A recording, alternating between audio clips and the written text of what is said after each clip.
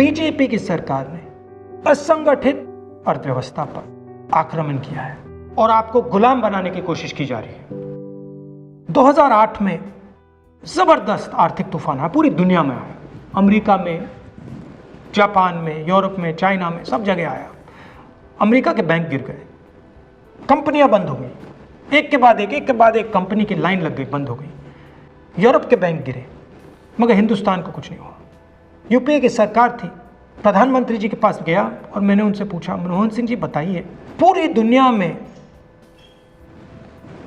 आर्थिक नुकसान हुआ है, हिंदुस्तान को कोई असर नहीं हुआ, कारण क्या है? मनमोहन सिंह जी ने कहा, राहुल, अगर हिंदुस्तान की अर्थव्यवस्था को समझना चाहते हो तो यह समझना होगा कि हिंदुस्तान में दो अर्थव्यवस्थाएं हैं। पहली असंगठित अर्थव्यवस्था और दूसरी संगठित अर्थव्यवस्था। संगठित अर्थव्यवस्था में बड़ी कंपनियां, नाम आप जानते हो। असंगठित अर्थव्यवस्था में किसान, मजदूर, छोटे दुकानदार, मिडिल साइज कंपनीज। जिस दिन तक हिंदुस्तान का असंगठित सिस्टम मजबूत है, उस दिन तक हिंदुस्तान को कोई भी आर्थिक तूफान छू नहीं सकता। अब आज के दिन आते हैं।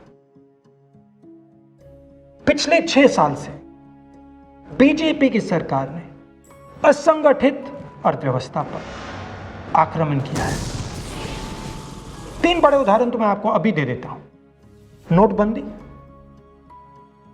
गलत जीएसटी और लॉकडाउन। आप यह मत सोचिए कि लॉकडाउन के पीछे सोच नहीं थी। यह मत सोचिए कि गलती से आखिरी मिनट पे लॉकडाउन कर दिया गया है।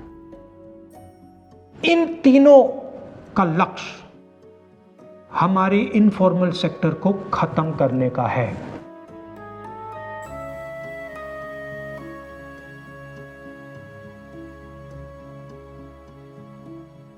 प्रधानमंत्री जी को अगर सरकार चलानी है, मीडिया की जरूरत है, मार्केटिंग की जरूरत है।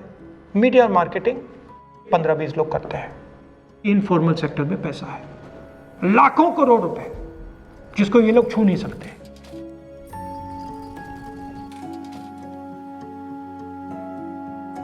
इसको ये लोग तोड़ना चाहते हैं, पैसा लेना चाहते हैं। इसका नतीजा आएगा। नतीजा यह होगा कि हिंदुस्तान रोजगार पैदा नहीं कर पाएगा। क्यों? क्योंकि इनफॉर्मल सेक्टर 90% से ज्यादा रोजगार देता है।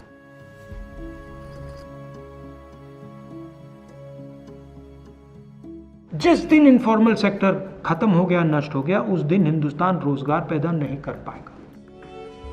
आप ही इस देश को चलाते हो, आप ही इस देश को आगे ले जाते हो, और आपके खिलाफ साजिश हो रही है। आपको ठगा जा रहा है और आपको गुलाम बनाने की कोशिश की जा रही है। हमें इस आक्रमण को पहचानना पड़ेगा और पूरे देश को मिलकर इसके खिलाफ लड़ना पड़ेगा।